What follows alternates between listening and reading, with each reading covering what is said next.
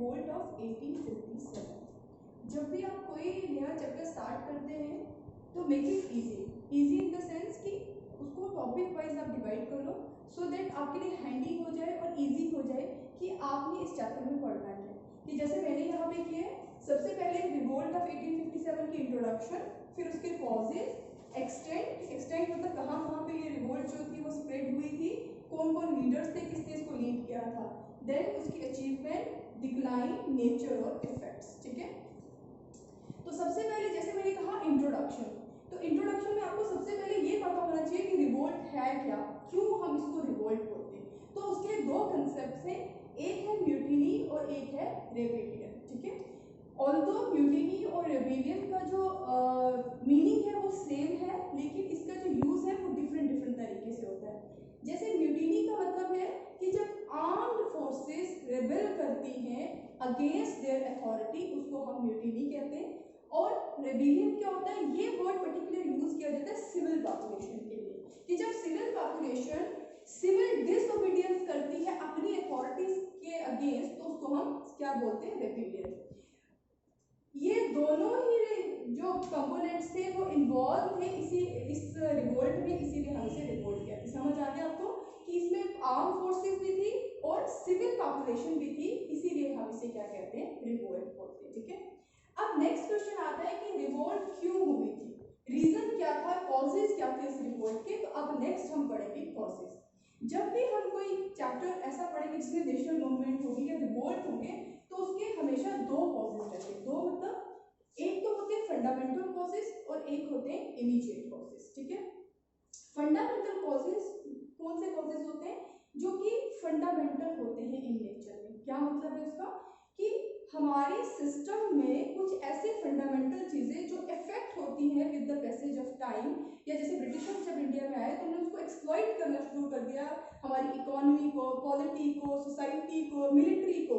तो वो सब कॉजेज जो थे जिसकी वजह से रिसेंटमेंट आती रही, लोगों में रिसेंटमेंट आती रही, और वो रिसेंटमेंट जो थी वो इमीडिएट कॉज उसकी क्या बनी, इंट्रोडक्शन ऑफ एनफील्ड राइफल। ठीक है, तो जो भी हम आगे मोमेंट्स पढ़ेंगे उसके हमेशा हमने उसको दो पार्ट्स में डिवाइड करना है उनकी कॉजेज को, एक होंगे फंडामेंटल कॉजेज और एक होंगे हमारा इमीडिएट कॉज।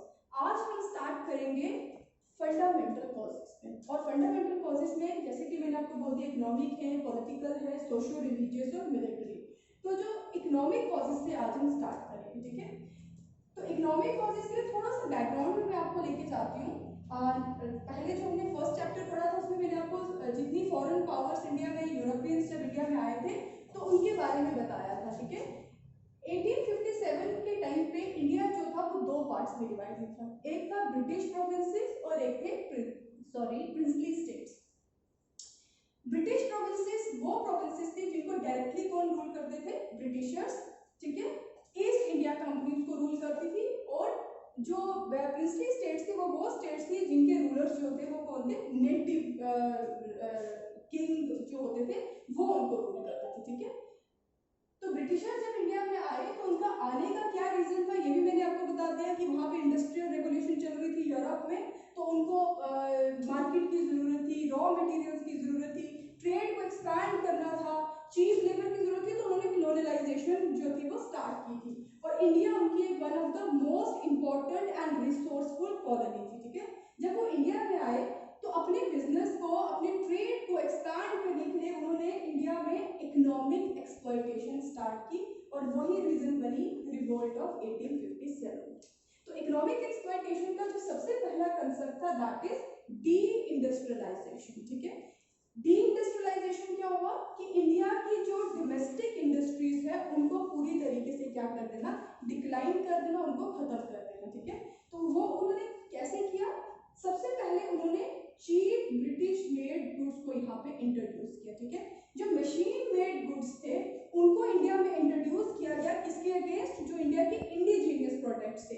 तो उन्होंने डायरेक्ट कंपटीशन दिया किसको, इंडिया के इंडिजीनियस प्रोडक्ट को, और कंपैरेटिवली वो चीप होते थे इंडिया के प्रोडक्ट से, इस वजह से लोग ज्यादा डिमांड में क्या आने लगा, ब्रिटिशर्स मेड गुड्स। ठीक है, और डोमेस्टिक गुड्स जो थे वो बिल्कुल क्या होने लगे, डिक्लाइन होने लगे। Next, introduction of railways. Britishers ने जब इंट्रोड्यूस की यहाँ पे रेलवे, तो उसके पीछे जो उनका रीजन था उसको इंट्रोड्यूस करने का, वो सिर्फ मेनली ये था ट्रांसपोर्टेशन, कि ज़्यादा से ज़्यादा प्रोडक्ट्स को वो रिमोटेस्ट एरिया ऑफ इंडिया में क्या कर सके, पहुंचा सके। तो कंपैरेटिवली जो इंडिया के डोमेस्टिक प्रोडक्ट्स थे वो कन्फाइंड रह सकते थे, रिस्ट्रिक्टेड रहते थे कुछ एरियाज में, जबकि ब्रिटिशर्स मेड गुड्स जो थे वो different every nook and corner तक क्या हो रहे थे, पहुंच रहे थे, ठीक है, उनकी अवेलेबिलिटी कंपैरेटिवली ज़्यादा थी। तो ब्रिटिश मेड गुड्स के कंपैरिजन में इंडियन गुड्स क्या होने लगे, उनकी सेल कम होने लगी। नेक्स्ट आ गया नो पेट्रोनेज। नो पेट्रोनेज का मतलब ये है कि पहली जो हमारी इंडस्ट्रीज होती थी उनको आर्टिसंस जो थे वहाँ पे काम करते थे, और उनको पेट्रोनेज क्या होता है कि गवर्नमेंट के मतलब जो रूलर्स होते थे उनकी तरफ से सब्सिडीज दी जाती थी, उनको हेल्प किया जाता था, रॉ मटेरियल प्रोवाइड करवाया जाता था। तो जब ब्रिटिशर्स इंडिया में आए तो उन्होंने इंडिया की जो ब्यूरोक्रेसी थी उसको पूरी तरीके से, इंडिया की जो रूलर्स थे उनको पूरी तरीके से सप्रेस कर दिया था। तो वो उनका जो पेट्रोनेज जो वो आर्टिसंस को देते थे वो क्या हो गया था, खत्म हो गया था, ठीक है। नेक्स्ट आ गया हैवी टैक्सेस, कि इंडिया के जो इंडियन मेड गुड्स थे उनके ऊपर बहुत ज्यादा क्या लगाए जाते थे, टैक्सेस लगाए जाते थे। तो ये 4 इंपॉर्टेंट रीजंस थे जिसकी वजह से इंडिया में क्या हुआ, डी इंडस्ट्रियलाइजेशन, यानी डोमेस्टिक जो इंडस्ट्रीज थी वो पूरी तरीके से इंडिया में रूइन हो गई थी, खत्म हो गई थी, ठीक है। नेक्स्ट आता है आपका commercialisation of agriculture. Commercialisation of agriculture क्या है कि अब इंडस्ट्रीज के साथ साथ वो एग्रीकल्चर को भी क्या करने लगे, एक्सप्लॉइट करने लगे। कैसे एक्सप्लॉइट करने लगे कि उन्होंने यहाँ पे इंट्रोड्यूस किया कैश क्रॉप्स को, ठीक है। दो तरह की क्रॉप्स होती हैं, एक होती है ट्रेडिशनल क्रॉप और एक होती है कैश क्रॉप्स। कैश क्रॉप्स में जैसे इंडिगो हो गया, उसके बाद आपका ये कॉटन हो गया, ठीक है, टोबैको हो गया, ये सब कैश क्रॉप्स में आते हैं। तो जो इंडियन पीजेंट्री थी उनको फोर्स किया गया कि अपार्ट ऑफ ट्रेडिशनल क्रॉपिंग आपको यहाँ पे कैश क्रॉप्स भी क्या करने, प्रोड्यूस करने। लेकिन प्रॉब्लम ये थी कि कैश क्रॉप्स जो थे वो टेक्नोलॉजिकल इंटेंसिव थे और कॉस्ट इंटेंसिव थे, उसमें बहुत पैसा लगता था और टेक्नोलॉजी चाहिए थी। ये दोनों ही चीजें ब्रिटिशर्स जो थे वो इंडियंस को नहीं देते थे। और उसके बाद जो कमर्शियलाइजेशन ऑफ एग्रीकल्चर से जो बेनिफिट होता था, वो बेनिफिट का जो प्रॉफिट है वो किसको मिलता था, ब्रिटिशर्स को मिलता था, ठीक है। तो इसकी वजह से किसने कौन रिवोल्ट करेगा, ऑब्वियसली पीजेंट्स, वो बहुत एक्सप्लॉइट हो रहे थे। तो यही रीजन था कि उन्होंने क्या कर दिया था, रिवोल्ट। जैसे मैंने आपको बोला डी इंडस्ट्रियलाइजेशन की सबसे ज्यादा प्रॉब्लम किसको आ रही थी, आर्टिसंस को प्रॉब्लम आ रही है, जो इंडियन ट्रेडर्स है उनको प्रॉब्लम आ रही थी, ठीक है। तो उन्होंने इस वजह से रिवोल्ट किया था। नेक्स्ट इंपॉर्टेंट इकोनॉमिक एक्सप्लॉइटेशन जो थी वो थी रूरल इंडेप्टेडनेस। रूरल इंडेप्टेडनेस क्यों, एक तो जो कमर्शियलाइजेशन ऑफ एग्रीकल्चर की वजह से जो कैश क्रॉप्स थे, मैंने आपको पहले ही बोला वो कैश इंटेंसिव थे, यानी उसमें बहुत पैसा लगता था, उसको इस क्रॉपिंग की कल्टीवेशन के लिए बहुत पैसा लगता था।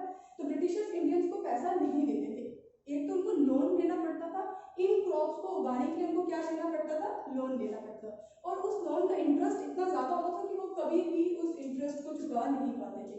पुरानी मूवीज में आपने देखा होगा, एक लाला होता था और फिर वो पूरी जिंदगी वो पीजेंट्स जो थे वो उधार चढ़ा रहता था, बस सेम कंडीशन यहाँ पे भी थी। उसके बाद क्या होता था कि लो प्राइसेस, मतलब वहां पे कोई फिक्स प्राइसेस नहीं होते थे। जब पीजेंट्स अपने प्रोडक्ट्स को सेल करने के लिए मार्केट में जाते थे तो उसके प्राइस जो था वो बहुत लो होता था, जो ब्रिटिशर्स अपने हिसाब से प्राइसेस लगाते थे। इस वजह से रूरल इंडेप्टेडनेस होने लगा, यानी रूलर्स जो थे वो पूरे इंडेप्टेड हो गए कि वो कभी भी उनके वो चंगुल से ना बाहर नहीं निकल रहे थे। तो ये एक्सप्लॉइटेशन रीजन बनी किस चीज के लिए, रिवोल्ट के लिए ये रीजन बनी, ठीक है। नेक्स्ट आपका आगे सबसे इंपॉर्टेंट एस्पेक्ट है जो इकोनॉमिक एक्सप्लॉइटेशन का, वो था ड्रेन ऑफ वेल्थ, ठीक है।